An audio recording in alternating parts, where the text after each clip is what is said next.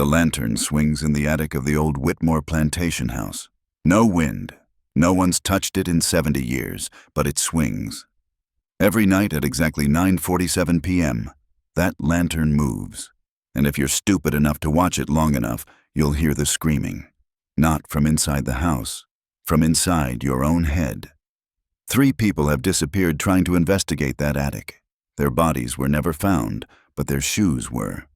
Lined up perfectly at the bottom of the attic stairs, facing up. In 1849, 2 brothers did something in that attic that broke the rules of death itself. They shared everything in life. And when they found someone they wanted to keep forever, they made sure the 3 of them would never be apart.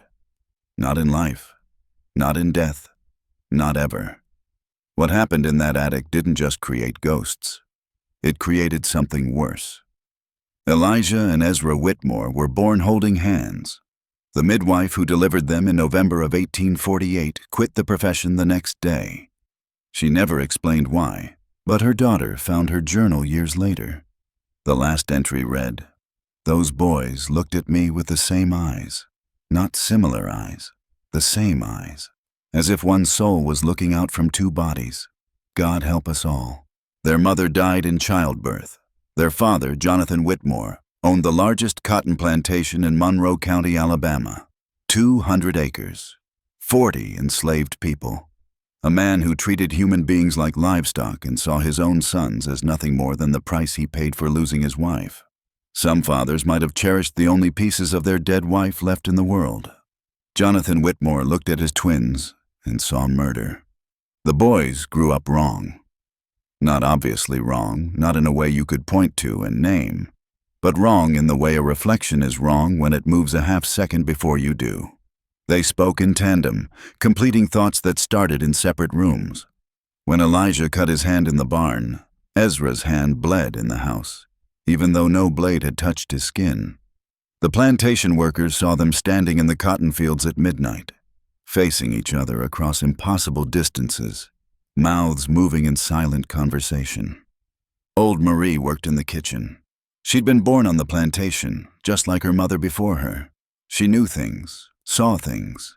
She told the others to stay away from those boys, said they had something dark living inside them, something that didn't belong in the world of the living. Most people listened, but not everyone. Samuel arrived in April of 1849. Jonathan Whitmore bought him at an estate sale in Montgomery for $800, which was high even for a man in his prime. Samuel was 32 years old, strong as an ox, and he could read. That last part was supposed to be secret, but Jonathan knew. That's why he bought him. Jonathan Whitmore was planning something, and he needed someone who could read to help him do it. The twins were 17 that spring. They'd grown tall, thin, with dark hair and eyes so pale they looked almost white in certain light. They moved like shadows, quiet and smooth, always aware of exactly where the other one was. The plantation workers had stopped trying to tell them apart. There was no point. They were the same person wearing 2 faces. Samuel kept a journal. He hid it under a loose floorboard in his cabin and wrote in it every night by candlelight.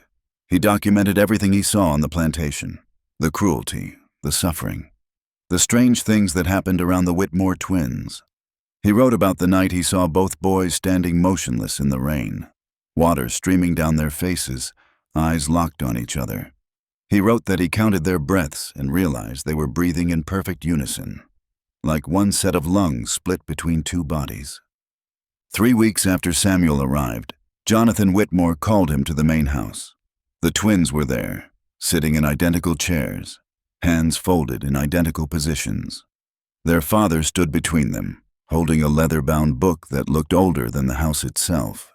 He told Samuel he needed something translated from Latin, said it was a family heirloom, a medical text. Samuel knew it was a lie the moment he opened the book. The pages inside weren't about medicine. They were about binding, about forcing souls to stay in places they didn't belong, about making permanent what should only be temporary. If you're still watching this, you need to understand something. What happened next didn't happen because of evil. It happened because of loneliness. The twins had spent 17 years as 2 halves of one person, and they were tired. Tired of being incomplete. Tired of feeling like they were split down the middle. They wanted to be whole, and they'd found a ritual in their father's book that promised to make them that way. But the ritual required 3 people, 2 to merge, 1 to anchor them to the physical world. Jonathan Whitmore didn't care about his sons becoming whole. He cared about control. If the ritual worked, if the twins really could merge their souls into one body, he'd have the perfect heir. All the strength of 2 men in one, all the intelligence, all the capability. And the third person, the anchor, would be bound to them forever, forced to serve until their dying day and beyond. That's where Samuel came in. The ritual was planned for the summer solstice, June 21st, 1849, the longest day of the year, when the boundary between the living world and whatever comes after grows thin.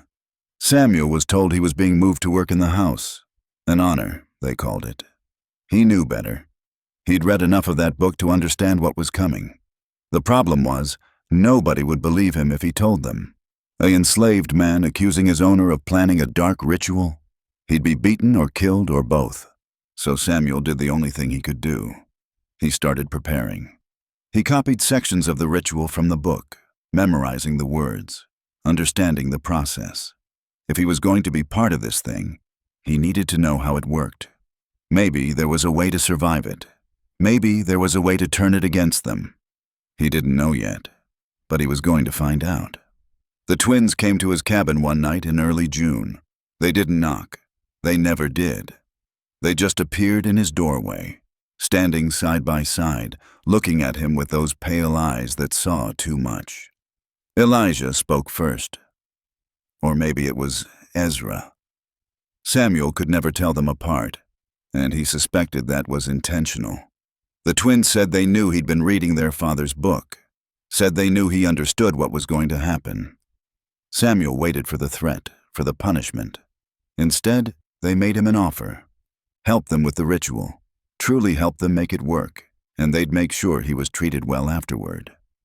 Refuse, and their father would kill him and find someone else. Simple as that. Samuel asked what being treated well meant when you were enslaved to someone for eternity.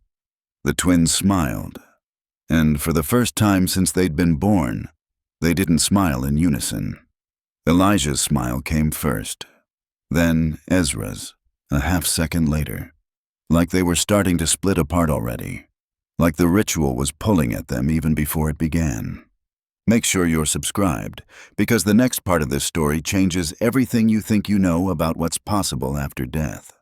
The summer solstice came with heat that made the air shimmer. The plantation workers stayed in their cabins after dark, doors barred, windows covered. They knew something was happening in the main house. They could feel it in their bones, the way animals feel earthquakes before they hit. Old Marie burned sage and prayed in a language her grandmother had taught her, words from across the ocean, from before the ships and the chains and the horror. Samuel was brought to the attic at sunset. The twins were already there, stripped to the waist, strange symbols painted on their chests in what looked like ash mixed with blood. Jonathan Whitmore stood in the corner, holding the book, reading instructions in Latin that sounded like a snake hissing. The attic was empty, except for 3 chairs arranged in a triangle and a lantern hanging from the center beam. That lantern, the one that still swings. The ritual started with binding. Samuel was tied to his chair with rope soaked in salt water. The twins sat in their chairs unbound, but they didn't need restraints. They weren't going anywhere. This was what they wanted, what they'd always wanted, to stop being 2 and start being 1. Jonathan began reading from the book, and the temperature in the attic dropped 20 degrees in less than a minute. Samuel's breath came out in clouds. The lantern flame turned blue. The twins started speaking in unison, repeating words their father read, words in a language that hurt to hear. Samuel felt something pressing against his mind, like hands trying to pry open a door that was supposed to stay locked. The rope around his wrists burned, even though it was wet. The symbols on the twins' chests started to glow, faint at first, then brighter, casting shadows that moved wrong, that bent in directions shadows shouldn't be able to bend. Then the screaming started. Not from the twins, not from Samuel, from Jonathan Whitmore. He dropped the book and grabbed his head, blood running from his nose, his ears, his eyes. He'd read the ritual wrong. Or maybe he'd read it right, and the ritual was more than he'd bargained for. The twins stood up in perfect synchronization. Their eyes rolled back in their heads, and they started walking toward each other. The air between them rippled like heat waves over asphalt. When their hands touched, the lantern exploded. Glass rained down, but the flame didn't go out. It hung in the air where the lantern had been, burning without fuel, without wick, burning blue and cold and hungry. Jonathan Whitmore was still screaming. The twins were still walking toward each other, past where their hands had touched, walking into each other, and Samuel realized with horror that they weren't stopping. Their bodies were merging, shoulder passing through shoulder, chest overlapping chest, like two images on paper being pressed together until they became one. Samuel pulled against the ropes. The salt water burned his skin. He could feel something pulling at him, something that wanted to drag him into whatever was happening between the twins. The binding ritual wasn't just about the twins becoming one. It was about creating an anchor point, a living person who would keep them tethered to the physical world. And that anchor was supposed to be him. But Jonathan had made a mistake. He'd used his own blood to mix the ash for the symbols. He'd bound himself to the ritual without meaning to. The twins finished merging. Where two bodies had been, now there was one. But it was wrong. It flickered, shifting between looking like Elijah and looking like Ezra, never settling on one or the other. The thing that used to be the twins turned toward their father, and when it smiled, it had too many teeth. Jonathan tried to run. He made it 3 steps before the ropes that had been holding Samuel flew across the room and wrapped around his neck. Samuel watched as the ritual completed itself. The merged twin thing pulled its father's soul right out of his body. You could see it, a pale shimmer in the shape of a man, screaming without sound as it was dragged into that flickering form. Jonathan Whitmore's body hit the floor like a puppet with cut strings. Empty. Used up. The thing wearing his son's faces turned to Samuel next, and that's when Samuel understood. The ritual had worked, but not the way any of them had planned. The twins had merged, but they weren't whole. They were trapped, flickering between 2 states, unable to exist as one or two. They needed an anchor to stabilize them. They'd planned to use Samuel. Instead, they'd gotten their father. But Jonathan's soul wasn't enough. The ritual required willing participation from all 3 people. Jonathan hadn't been willing. So the twins were stuck, half merged, half split, existing in a state that shouldn't be possible, and they were angry about it. Samuel felt the ropes around his wrists loosen, not because the twins were letting him go, because they wanted him to run. They wanted to hunt. The thing that had been Elijah and Ezra flickered across the attic, moving faster than anything human should move, and Samuel ran. He hit the attic stairs at full speed, nearly fell, caught himself, and kept going. Behind him, the twins laughed, and it sounded like 2 voices trying to come out of one throat at the same time. Samuel made it out of the house. He ran past the cotton fields, past the cabins where people huddled in fear, past the boundaries of the plantation itself. He ran until his legs gave out, until he collapsed in a ditch 5 miles away, gasping for air, his wrists bleeding from the rope burns. He waited for the twins to catch him. They never came. Later, he'd understand why. They couldn't leave the plantation. The ritual had bound them to the place where it had been performed, to the attic where they'd tried to become one and failed. The next morning, plantation workers found Jonathan Whitmore's body in the attic, empty eyes staring at nothing. The official story was heart failure. Nobody believed it, but nobody questioned it either. You didn't question things like that in 1849 Alabama.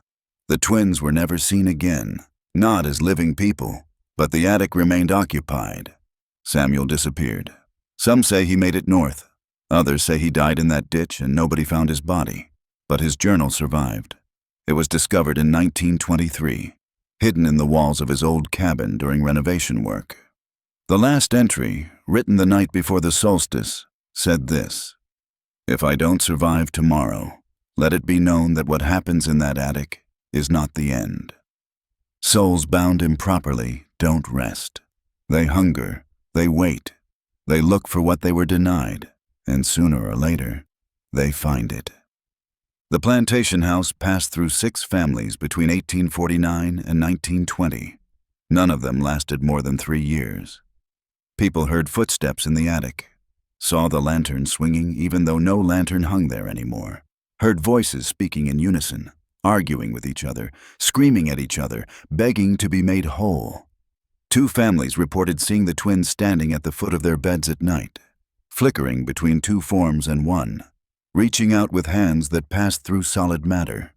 The house was abandoned in 1920 after the Harrison family disappeared. All 4 of them, mother, father, 2 daughters. Their shoes were found at the bottom of the attic stairs, lined up in a neat row, all pointing up. A search was conducted. Nothing was ever found. The local sheriff wrote in his report that the attic smelled like ozone and burning hair, and that he heard 2 voices whispering from a spot where nobody stood. He refused to go back inside. The house has been empty since then, officially. But people still see lights in the attic window, still hear the screaming.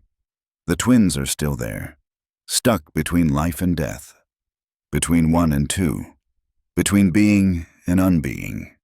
They're still looking for an anchor, still trying to complete the ritual that went wrong, and they're patient. They have all the time in the world. Death doesn't work the same for them anymore. 3 paranormal investigators went into that house in 1994. They set up cameras, recording equipment, the works. They were found the next morning, catatonic, unable to speak. When they finally recovered enough to communicate, they drew the same image over and over. 2 figures standing so close together, they seemed to be one shadow cast by 2 bodies. All 3 investigators were institutionalized within 6 months. All 3 died within a year. The official cause was suicide, but the staff members who found them said their faces were frozen in expressions of absolute terror, and their eyes were fixed on something in the corner of their rooms that nobody else could see. The house still stands. The lantern still swings. And every summer solstice, people in the area report seeing lights in the attic window and hearing voices that sound like 2 people trying to speak as one and failing. The twins are still there, still waiting, still looking for the 3rd person they need to finally become whole. The Whitmore plantation was demolished in 2019. The Historical Society tried to save it, but structural damage made it too dangerous. They tore the whole thing down, including the attic. It took 3 days to level the building. The demolition crew reported equipment malfunction, unexplained accidents, and on the final day, when they brought down the last wall, they found something.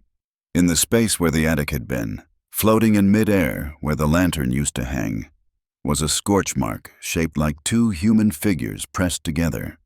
The mark stayed visible for 6 hours after the building fell, hovering in empty air before it finally faded. The land where the house stood won't grow anything now. They've tried planting trees, grass, even weeds won't take root. The ground stays bare, and at night, people driving past report seeing 2 shadows standing in the middle of the empty lot, reaching for each other but never quite touching, flickering like a film reel with missing frames. And if you stop your car to look too long, you'll hear them asking the same question they've been asking since 1849. Will you help us become whole?